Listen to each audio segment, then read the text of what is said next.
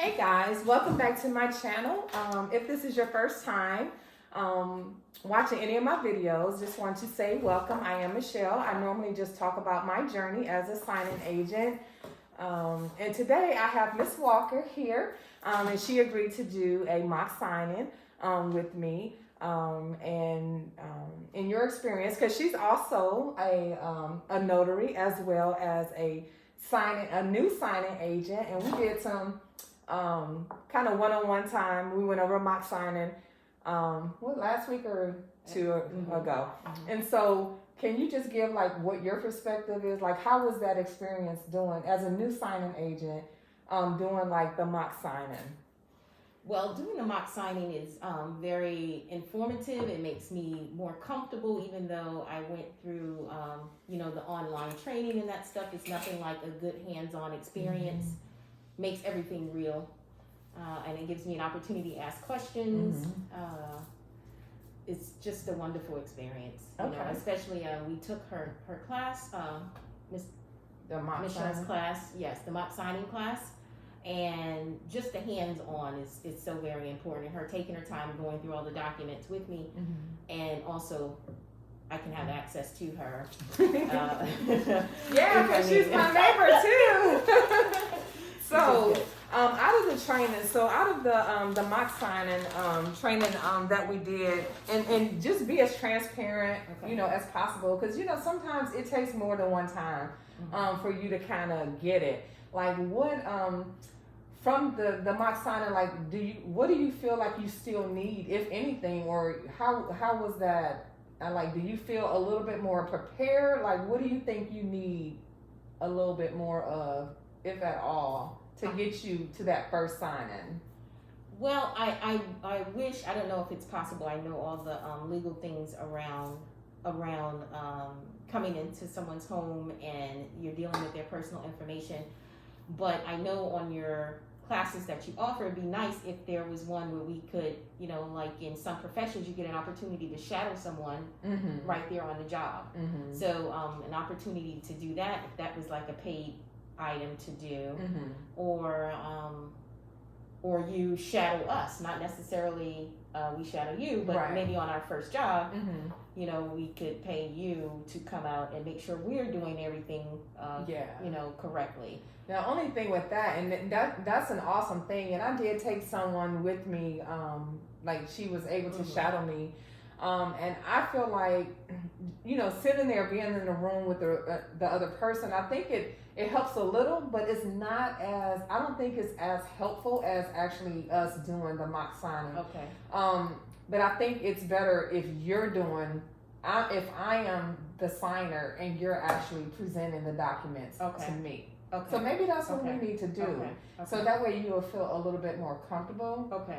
I'm doing it. Because with COVID. That's a good idea. Yeah, with COVID, people barely want you in the house, right? So you having somebody else with you, is not always like a great idea.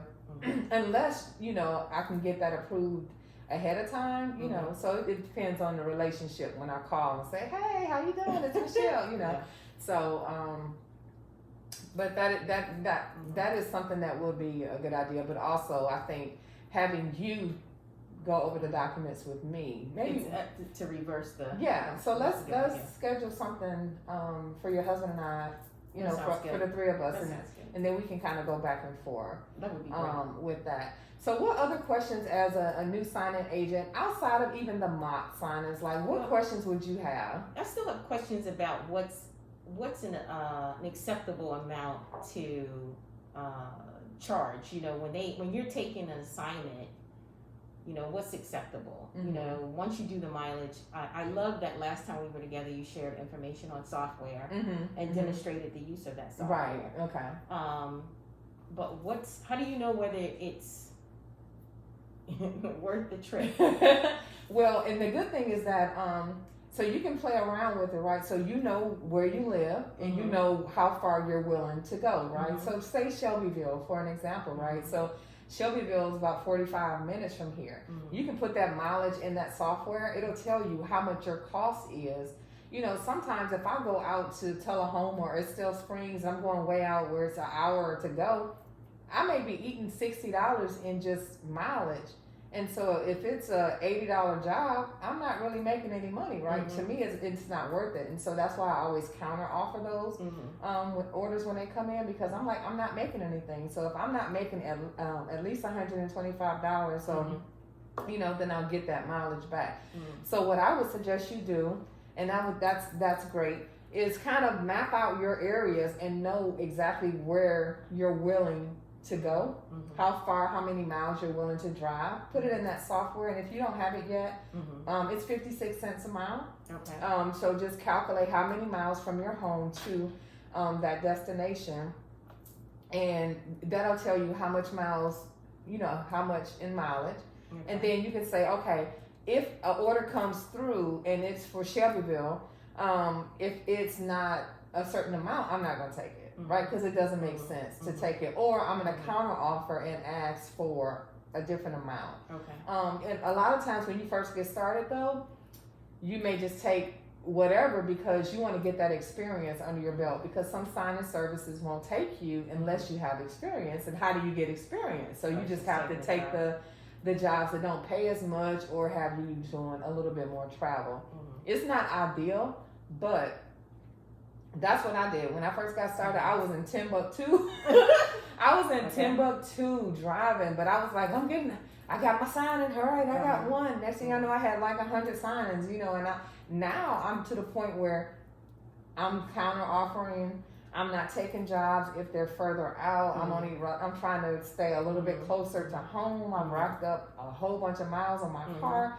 Those are things that you have to think about, though, when you come into this, in this career, is that you're going to have wear and tear on your car. You're going to put an excessive amount of miles on your car, and even though you get to write some of that information, some of that off, and some of the depreciation, off, it still could be a big expense if you have to get your car, repaired. And so again, watching that mileage that you put on it, if you're scheduling sign-ins, try to get all your, if they come across, if you have 4 sign-ins, try to keep them in Murfreesboro, maybe have one in Rockville, and if you have to go to Smyrna, that's only 30 minutes away, right? So, but it's not like you're going to Tullahoma, an hour away, and then you're going to Nashville, try to, when you get to the point like where I am now, I can kind of say, okay, well, I'm only going to work in Murfreesboro today, or if I work in Nashville, I'll take a Nashville and maybe a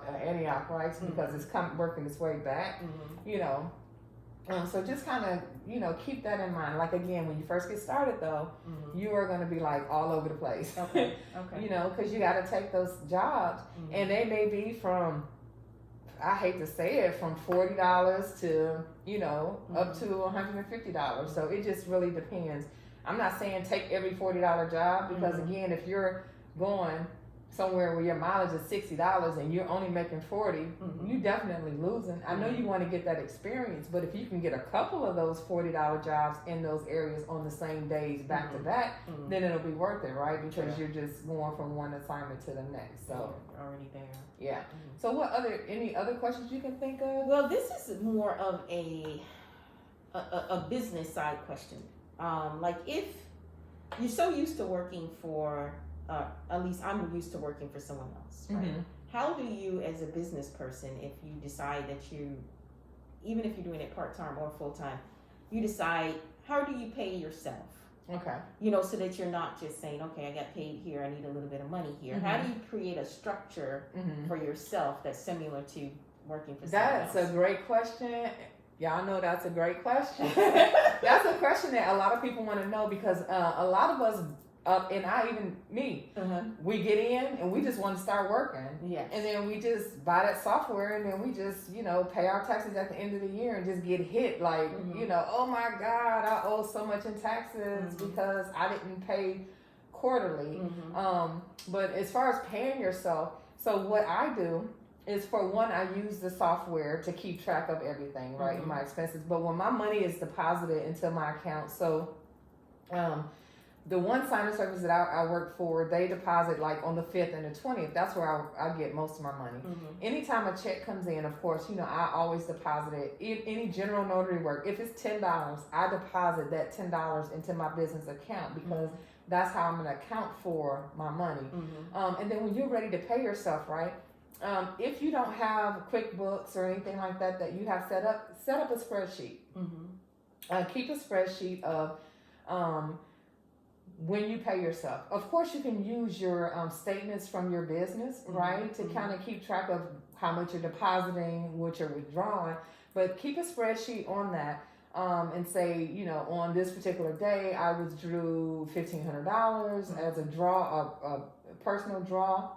And then, so like me, I'll keep it on the spreadsheet. I'll draw my money out. But as soon as I take my money out, I deposit it right into my Bank of America account because I know I'm using my money. I may keep $100 or $2 out, but because I know that I'm going to be paying bills, right? So I just deposit it right into the account. So if you keep a spreadsheet of everything that you pull out, then that's how you can kind of keep track. And if you're pulling money out like a ATM withdrawal, or if you're going into the bank and pulling out, that's pretty much.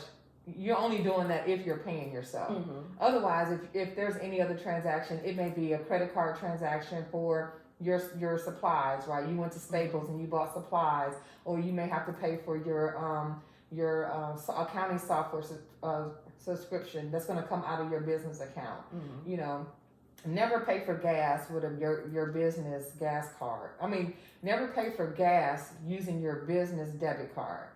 Because it's not a business expense, because you're going to write off your mileage. Wow. Yeah. So mileage is going to be more. So it would be more effective for you to write off your mileage than gas. Because you have to choose. You can't do both. And that's the mistake I made when I first started. I was just doing my debit card for the gas, and my person that was helping me with my finances like, you can't do that.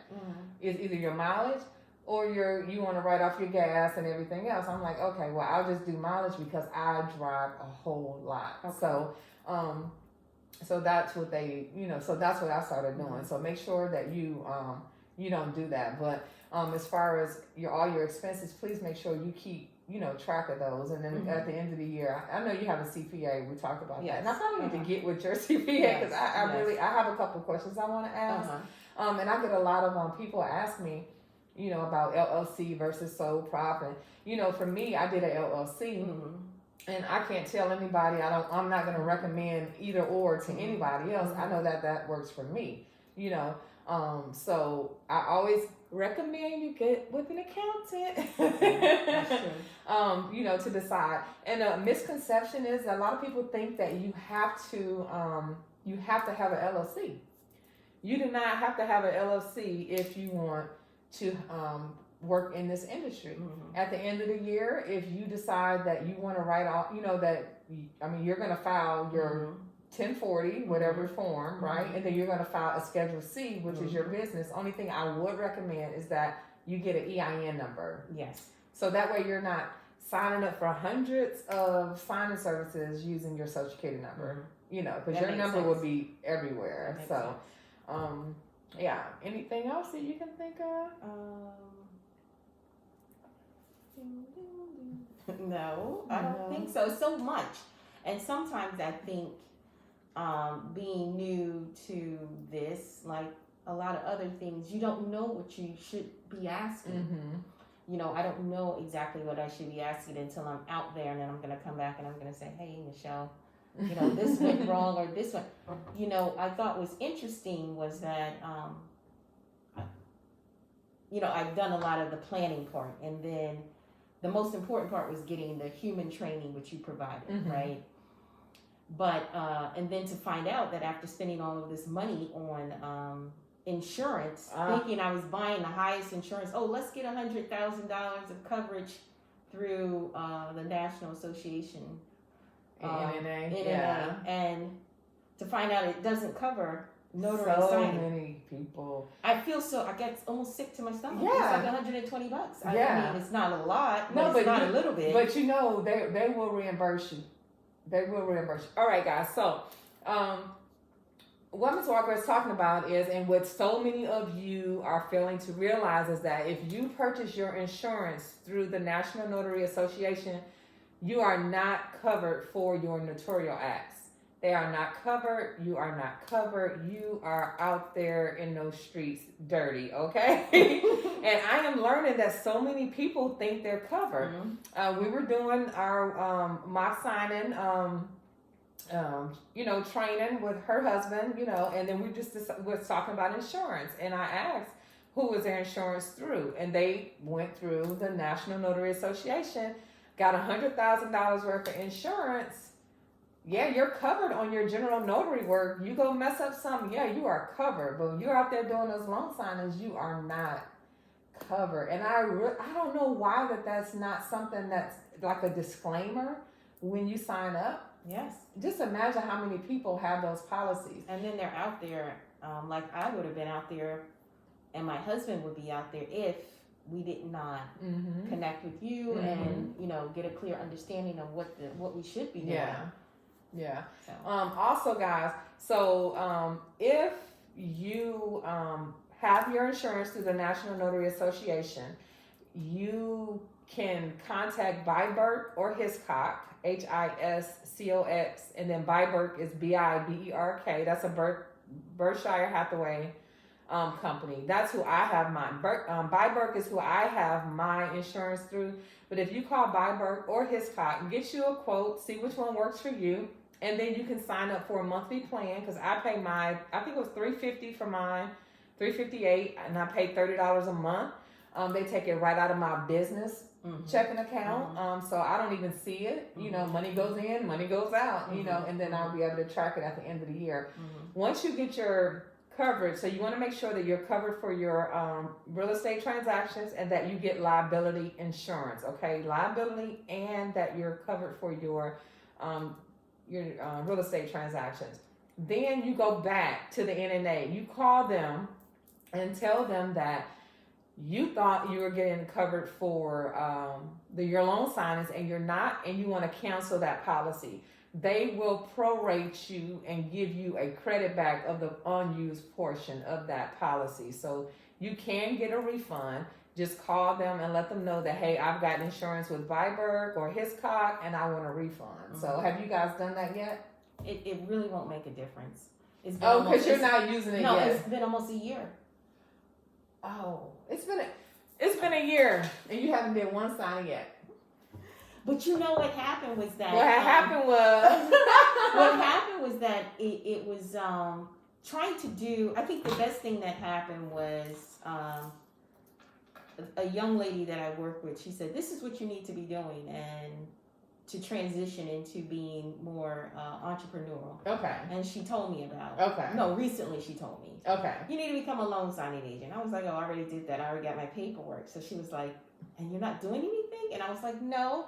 She says, but you have to follow this lady. And she sent me your information. Okay. So that gave me what I needed, the next steps. Okay. You know what I mean? Yeah, I get it. Yeah. So, yes. So the insurance I got it, and we got it in October. I was looking at it the other day. Yeah. I mean, I could call like $10. Make sure, because my policy that I bought with them was for 4 years. So make sure yours. Okay. Make sure yours is not for 4 years. That if it's just for a year, okay. But if it was for 4 years, you would still get a portion of that back. So just kind of look at it, double check, and make sure. Okay. So, all right. So, but I'm going to do some before the month of August is over. Okay.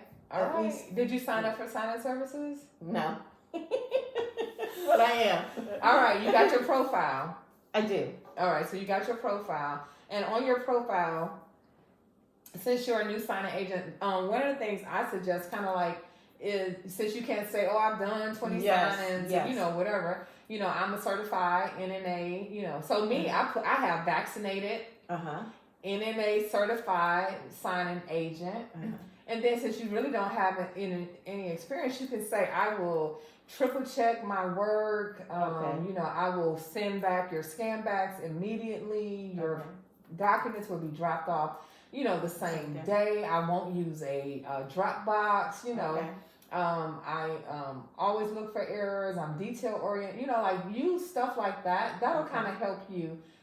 You know, instead of saying, you know, well, I worked for, you know, this particular place for 20 years and, you know. So really tell them what you're going to do for them. Right. Okay. Tell them how you're going to make their lives easier and not worry about you messing up because you're a new signing agent. Okay. You're going to double check everything while they're doing the signing. After you finish the signing, you're going to double check, you know, like make them feel a little bit more comfortable. Okay. Have a nice professional profile. Don't be on there like this, like you at the club. No bathroom selfies with the towel hanging in the background. Try to be as professional, you know, as you can as far as that. But sign an order, pay that $2.99. I'm telling you, my mentee. Sign an order? It's called signinorder.com. You pay $2.99 a month. And you get an extra 10 or 20 zip codes. My mentees are really getting jobs there. Really? Like, and this is really serious. Like they're really getting jobs there. Yeah, I can send you. I'll send it to you in an email so that way you'll have it. All right. So I just wanted to kind of get a perspective of a new signing agent, guys. So Miss Walker, she really is a new signing agent, and just happened to be like my neighbor, y'all. It was so funny. Like we opened the door and was like, hey, like so she was calling me. She right? was telling me. She says, "Well, I can make arrangements to come to your home if you know." She was really. I'm talking in the third person like she's not here, but really accommodating and very professional, you know, in the presentation, and really asked, since I have come from an education background, just how she trains. She trains where you're going to learn. She checks for understanding as you're going through. She says things to kind of throw you off, to make you think that you know what you're doing, to make sure, you know, if you can say, well, you went to one of her classes, they'll know that it was a thorough class. Yeah. So, which was I appreciated that. But she says, oh, I'm going to come. Where do you live? And I said, well, I live in this area over here. It's off of this road here. She says, oh, what is it? I live in there. I know that street. Where do you live? I said, so funny. Yeah, so it's just another way of saying that, you know, it's time to recreate the dream that you see your life, how you see your life. Yeah. You know? So this is. Yeah, and I'm so glad I live like literally two steps away, and then I can come over or call and be like, and then as soon what as are I you get doing? my first signing, I'll be knocking too, or calling, like, hey. I hope I'm not gonna be the neighbor that she's ducking and dodging because she don't want to see me because she hadn't did anything yet. I'm gonna be like, come on, I'm going with you on your first signing. No, thank you for the mock signing. Thank you just for you know, talking today, because you know, we have so many signing agents, new signing agents who are just like afraid to take that first step, and which is why I decided to create that 5-week course. And it's kind of pretty much, this is how that course is going to go. Okay. And I have a PowerPoint, but I'm not going to spend a lot of time like on a PowerPoint, like real life situations. You know, like this is what we need to do. This is what I suggest you do. You're gonna role play. You know, and so that's what I'm gonna have them do. So like with you, I kind of did that. You know, whatever. But I'm gonna have them actually, you know, go through the signing. So we'll get together. You just let me know what'll, and that's on my time. So I'll be happy to do that. You just let me know when you guys are ready, and then I'll have you close me. Okay. Okay. All right. So, all right, guys. Thanks for watching. Thank you so much.